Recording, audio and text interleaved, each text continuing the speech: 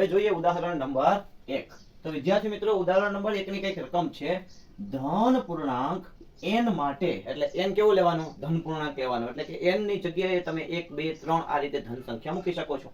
અને ધન પૂર્ણાંક n માટે 4n એટલે કે 4 ની n ઘાત નો છેલ્લો અંક શૂન્ય હશે કે કેમ એ આપણે નિર્ણય કરવાનો છે. તો સાવ સહેલું છે વિદ્યાર્થી મિત્રો. n કેવો છે? ધન પૂર્ણાંક છે. તો ચાલો આપણે ફર્સ્ટ ઓફ ઓલ n બરાબર 1 લઈએ.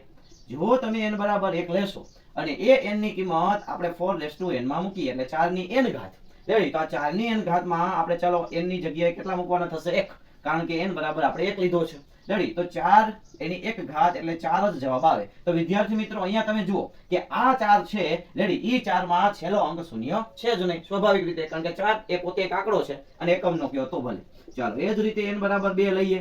તો n બરાબર જ્યારે તમે 2 લો અને 4n એટલે n ની જગ્યાએ આપણે હવે મૂકશું 2. ચાલો 4 અને એની 2 ઘાત, તો ચોકે ચોકે 16 અથવા તો 4 ગુણ્યા 4 એટલે 16. તો વિદ્યાર્થી મિત્રો અહીંયા પણ જુઓ એકમનો જે આંકડો છે એ શૂન્ય મળતો નથી. એ જ રીતે n બરાબર 3 લો.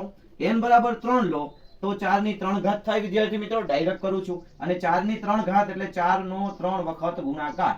4 નો 3 વખત ગુણાકાર કરો તો ચોકે ચોકે 16, 16 ચોક 64. તો અહીંયા પણ જુઓ છેલ્લો અંક શૂન્ય આવતો નથી. તો વિદ્યાર્થી મિત્રો એનો મતલબ એવો છે કે કોઈ પણ ધન પૂર્ણાંક n માટે 4 ની n ઘાત એનો છેલ્લો અંક શૂન્ય હશે નહીં. તો ચલો માટે તેથી લખી નાખીએ કે અહીં n ધન પૂર્ણાંક માટે 4 ની n ઘાત નો છેલ્લો અંક